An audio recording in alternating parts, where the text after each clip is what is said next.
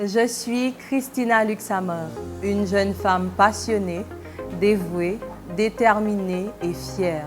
Fière d'être haïtienne, fière d'être encore debout, fière de résister, fière d'apporter ma pierre à la reconstruction de mon pays et surtout fière de représenter le département de l'Ouest à ce concours en l'honneur du professeur Leslie François Maniga pour la promotion de la lecture, lire pour se changer et changer les choses.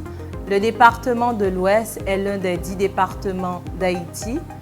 La capitale nationale, Port-au-Prince, en est le chef-lieu.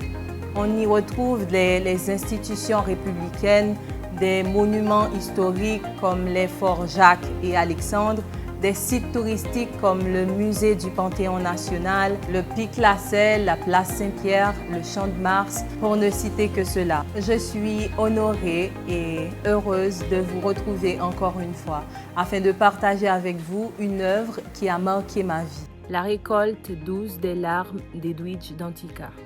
L'auteur est né en 1969, d'origine haïtienne et parti pour les États-Unis à l'âge de 12 ans. Nous conte à travers une histoire sentimentale et familiale le récit du terrible massacre de 1937 perpétré par les soldats du généralissime Rafael Trujillo Molina. En une nuit, sur les ordres de Trujillo, plus de 20 000 Haïtiens, coupeurs de canne à sucre ou domestiques, sont pourchassés, embarqués, massacrés, tués à coups de machette. En parallèle, nous suivons le passé et l'histoire d'Annabelle. Une jeune Haïtienne, orpheline à 8 ans, ses parents se sont noyés. Recueillie sur la rive du fleuve par une famille espagnole, elle devient servante de la Señora Valencia, une Espagnole dominicaine, épouse d'un colonel de l'armée, Pico Duarte. Annabelle aime Sébastien, un coupeur de canne haïtien, malgré ses mains calleuses et ses nombreuses cicatrices. Tous les Haïtiens étaient utiles aux Dominicains, mais pas vraiment les bienvenus.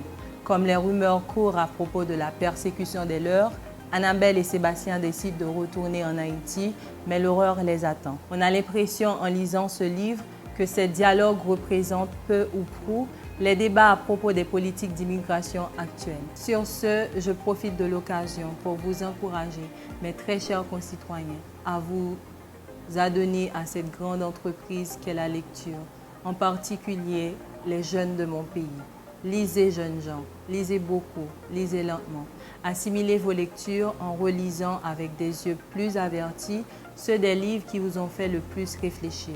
Si je pouvais me permettre de formuler quelques vœux, je souhaiterais que tous les Haïtiens fussent aptes à jouir des bienfaits de la lecture et que nul d'entre nous ne restât en dehors de la cité de la lumière qu'est la pensée humaine condensée en quelques pages d'écriture. Lire, c'est souvent admirer, et cela aussi, c'est prier, et c'est une prière à la portée de tous. Et à vous, dirigeants de mon pays, sachez qu'il n'y a pas meilleure arme que les mots pour changer le réel et peser sur demain. Il est grand temps d'arrêter cette descente aux enfers. L'heure est venue de changer les choses et d'entamer le chantier de la citoyenneté, de faire la promotion du savoir et de l'intellectualisme en Haïti.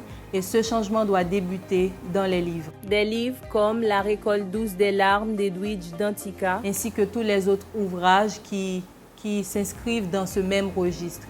Il est nécessaire de les avoir dans le curriculum éducatif du pays, de façon à porter à la connaissance des jeunes des faits marquants de notre histoire de peuple, afin que ces événements ne se reproduisent plus.